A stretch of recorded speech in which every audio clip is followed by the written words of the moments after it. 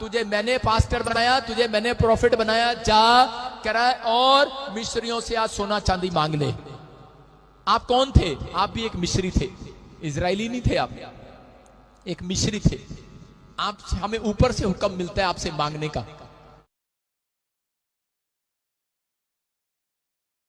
निकालने के लिए आया है। आपका दान, आपका बीज, आपका दशमांश, आपकी भेंटें आपको बीमारियों के मौत से आज बाहर निकालने वाली है चर्च यीशु मसीह के नाम में।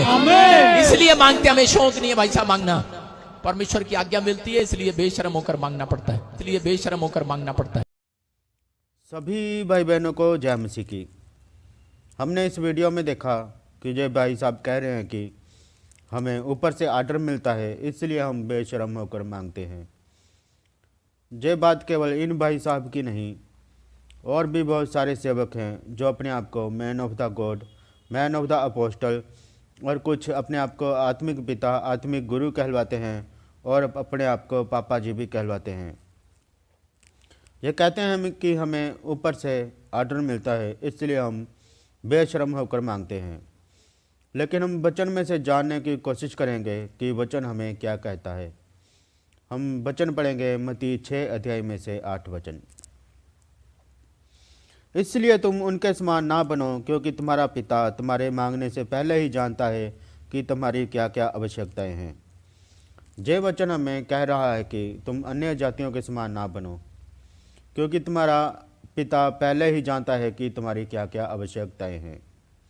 अभी ये जो सेवक हैं जो अपनी अपनी कलीसियाओं को प्रोफेसी करते हैं कि आपको नया घर मिलने वाला है, आपको नई गाड़ी मिलने वाली है, आपको बंगला मिलने वाला है, जो फैक्ट्री खोलने के बारे में सोच रहे हैं उनको प्रभु नई फैक्ट्रियां खुलवा रहा है, जो बाहर जाने के बारे में सोच रहे हैं प्रभु उनके विजय लगवा रहा है। ये खुद तो अपनी कलीसियाओं को प्रोफेसी करते हैं, लेकिन जब इनकी खुद की बारी आती है तो ये कहते हैं कि हमें कलीसियाओं से बेशर्म होकर मांगना पड़ता है। इनके पास ऐसा कौन सा प्रभु है जो इनकी कलीसियाओं को तो हर एक आशीष बरकत देता जा रहा है, लेकिन जब इनकी खुद की बात आती है तो ये कहते हैं कि हमें बेशर्म होकर मांगना पड़ता है। लेकिन वचन तो कहता है कि तुम्हारा पिता तुम्हारे मांगने से पहले ही जानता है कि तुम्हारी क्या क्या आवश्यकताएं हैं। क्या जे सेवक जो हैं प्रभु के नाम पर खड़े हैं, इनको इस वचन पर विश्वास नहीं है? तुझे क्यों अपनी कलीसियाओं से बेशर्म होकर मांगते हैं? अभी हम मत्ती 6 अध्याय में से 33 वचन पढ़ेंगे। इसलिए पहले तुम परमेश्वर के राज्य और उसके धर्म की खोज करो, तो ये सब वस्तुएं भी तुम्हें मिल जाएंगी।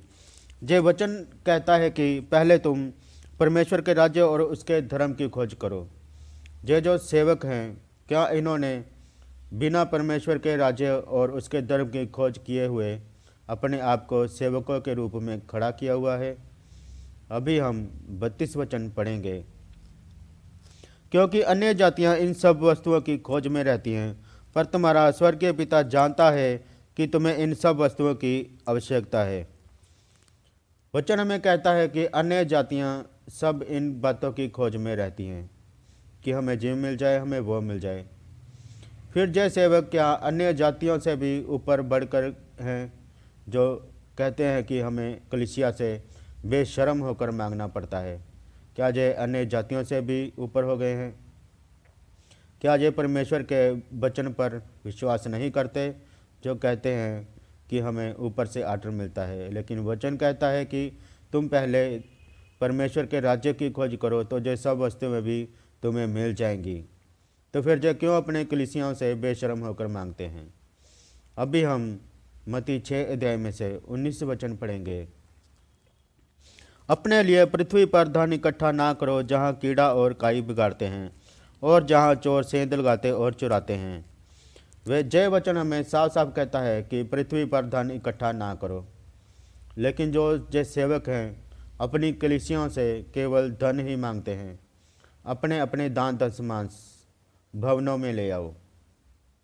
तुम्हारे दान दशमांश रुकने नहीं चाहिए। ये सब वचन के खिलाफ जा रहे हैं। वचन हमें कहता है कि अपने लिए पृथ्वी पर धन इकट्ठा ना करो। जे तो पृथ्वी पर अपने लिए धन ही इकट्ठा करते जा रहे हैं। जे कौन से वचन के ऊपर चल रहे हैं? अभी हम मत्ती 7 अध्याय में से 15 वचन पढ़ेंगे। झूठे भविष्यद्वक्ताओं से सावधान रहो, जो भेड़ों के वेश में तुम्हारे पास आते हैं, परंतु अंतर में वे फाड़ने वाले भेड़िए हैं।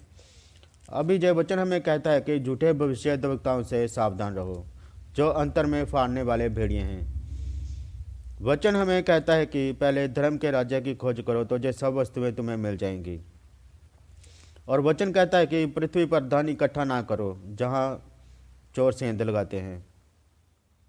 लेकिन ये जो सेवक हैं पृथ्वी पर धन ही इकट्ठा करते जा रहे हैं, ऐसा कौन सा प्रभु है जो इनसे कहता है कि तुम्हें ऊपर से आर्डर दिया जाता है कि तुम बेशर्म होकर मांग लो। कलीसियाओं को तो जे बहुत बड़ी बड़ी प्रोफेसियाँ करते हैं, लेकिन जब खुद की बारी आती है तो जे बेशर्म होकर मांगते हैं। वचन हम कहता है कि झूठे भविष्यद्वक्ताओं से सावधान रहो। कहीं जो झूठे भविष्यद्वक्ता तो नहीं। जांचिए, समझिए और परखिए कि ये जो सेवक जिनके पास आप जा रहे हो, क्या जे अंतर में फाड़ने वाले भेड़िए तो नहीं। सबको जय मसीह की।